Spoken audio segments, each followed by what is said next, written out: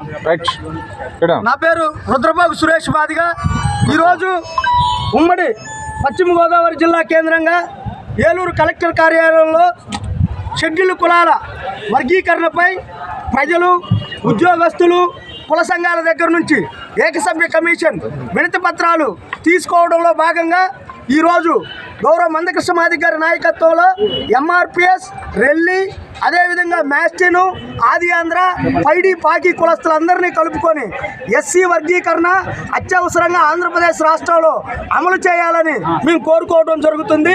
ముందుగా ఏకసభ్య కమిషన్ శ్రీ రాజీవ్ రంజన్ మిశ్రా గారికి మాదిగ రిజర్వేషన్ పోరాట సమితి గౌరవ మందకృష్ణ మాదిగ గారి మేము స్వాగతం సుస్వాగతం తెలియజేస్తున్నాం. కమిషన్ నియమించి వర్గీకరణ అమలు చేయడానికి సహకరిస్తున్నటువంటి ఆంధ్రప్రదేశ్ రాష్ట్ర ముఖ్యమంత్రి వర్యులు గౌరవ నారా చంద్రబాబు నాయుడు గారికి కూడా మేము స్వాగతం సుస్వాగతం తెలియజేస్తున్నాం. ఉమ్మడి పశ్చిమ గోదావరిలో యావత్ ఆంధ్రప్రదేశ్లో ఉన్నటువంటి ప్రజాస్వామికవాదులందరికీ మేము ఒకటే విజ్ఞప్తి చేస్తున్నాం. 30 సంవత్సరాలుగా మాదిగలు చేస్తున్న పోరాటం మాది ఆకలి మెతుకుల పోరాటం, మా చదువుల కోసం జరుగుతున్న పోరాటం, మా ఉద్యోగాల కోసం జరుగుతున్న పోరాటం, మాది ప్రజాస్వామికమైనటువంటి డిమాండ్.